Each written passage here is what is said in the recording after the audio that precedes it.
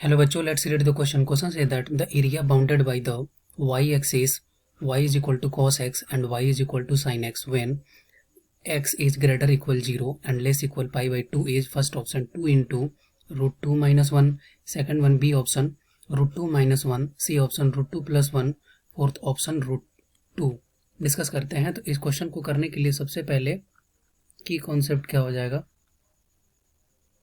की कॉन्सेप्ट, ठीक है, कि अगर मान लेते हैं कि y इज इक्वल टू एक कोई फंक्शन दिया हुआ है fx, ठीक है। अब हम अगर क्वेश्चन में पूछ रहा है कि fx के द्वारा कितना एरिया कवर किया गया with respect to the x axis, तो इसको कैसे निकाल सकते हैं। इसका क्या फॉर्मूला होता है, ये होता है area is equal to integration, और यहाँ पे x is equal to a से लेकर के b तक के लिमिट पूछ रहा है, तो ये वैल्यू होता है किसके बराबर, ये होता है fx dx के बराबर। इस बेसिस पर हम लोग इस क्वेश्चन को सॉल्व करेंगे। तो क्या पूछ रहा है, पूछ रहा है कि area bounded by the y axis, ठीक है, वाई एक्सिस। अब वाई एक्सिस का कोऑर्डिनेट का मतलब क्या हो गया, इसका मतलब हो गया कि x इज इक्वल टू 0 लेना है हमें, और y is equal to cos x, y is equal to sine x, ठीक है। तो सबसे पहले तो हमें इन तीनों का ग्राफ ड्रॉ करना पड़ेगा। ओके, तो सबसे पहले, और इसका लिमिट किसके किसके बीच में ड्रॉ करना है, तो ये करना है x बिलोंग्स टू 0 से लेकर के pi by 2 close interval. Okay, तो सबसे पहले क्या करेंगे, हम लोग ग्राफ ड्रॉ करते हैं। ग्राफ हो गया वो x इज इक्वल टू 0, ठीक है, y is equal to cos x, y is equal to sine x. तो यहाँ पे रिक्वायर्ड एरिया जो हमें चाहिए वो क्या हो गया, ये सेगमेंट हो गया मेरा, ठीक है। तो सबसे पहले क्या करना पड़ेगा, हमें इंटरसेक्शन पॉइंट निकालना पड़ेगा। तो यहाँ पे क्या हो जाएगा, यहाँ पे हो जाएगा sine x and this is equal to cos x, ये वैल्यू हमारा इंटरसेक्शन पॉइंट हो गया।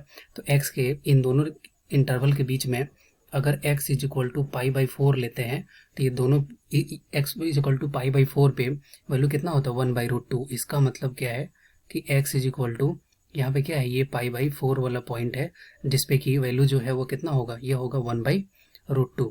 ओके, अब हमें क्या करना है, अब हमें निकालना है एरिया। अब एरिया का फॉर्मूला क्या होता है, एरिया का फॉर्मूला होता है area and this is equal to integration. Integration कहाँ से कहाँ तक होगा, तो x इज इक्वल टू 0 से लेकर के, x इज इक्वल टू 0 से लेकर के कहाँ तक, पाई बाई 4 तक। ओके, तो ये हो जाएगा 0 से लेकर के पाई बाई 4 तक। और एरिया जो होगा वो कैसे फाइंड आउट करते हैं, यहाँ पे क्या करेंगे, यहाँ पे निकालेंगे हम कि अगर यहाँ से ऐसे अगर मूव करना स्टार्ट करते हैं, ठीक है, इस डायरेक्शन में मूव करना स्टार्ट करते हैं, तो हमें क्या दिखते हैं कि कौन सा ग्राफ आगे चल रहा है। तो कौन सा ग्राफ आगे चल रहा है, तो ये कॉस एक्स का ग्राफ जो है वो आगे है। इसका मतलब हम लोग क्या करेंगे, cos x minus sine x, cos x minus sine x, और ये डी एक्स, ये वैल्यू हम लोग फाइंड आउट कर लेंगे और हम लोगों का एरिया निकल जाएगा। ओके, तो अब हम लोग इसको सॉल्व करते हैं। तो एरिया इज इक्वल टू क्या लिख सकते हैं, area and this is equal to cos x का इंटीग्रेशन क्या होता है, कॉस एक्स का इंटीग्रेशन होता है साइन एक्स माइनस, और साइन एक्स का इंटीग्रेशन क्या होता है प्लस कॉस एक्स, और यहाँ पे लिमिट क्या है, लिमिट है 0 से लेकर के पाई बाई 4 तक।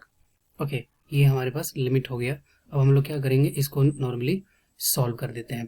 तो सॉल्व करेंगे तो ये हो जाएगा area and this is equal to sine pi by 4, ये होता है 1 बाई रूट 2 माइनस साइन 0 क्या होगा 0, प्लस ये वैल्यू क्या हो जाएगा, ये वैल्यू हो जाएगा कॉस पाई बाई 4, ये होता है 1 बाई रूट 2 माइनस, और कॉस 0 का वैल्यू क्या हो गया 1। तो यहाँ से एरिया इज इक्वल टू क्या लिख सकते हैं, area is equal 1 by root 2 plus 1 by root 2, इसको क्या लिख सकते हैं, ये लिख सकते हैं 2 by root 2 minus 1। 2 by root 2 क्या होता है, ये होता है रूट 2 माइनस 1, और यही हो गया मेरा फाइनल एरिया का वैल्यू। तो कौन सा ऑप्शन हो गया, area is equal to root 2 minus 1। That means option B is the right answer. I hope you will be understood it well. Best of luck. Thank you.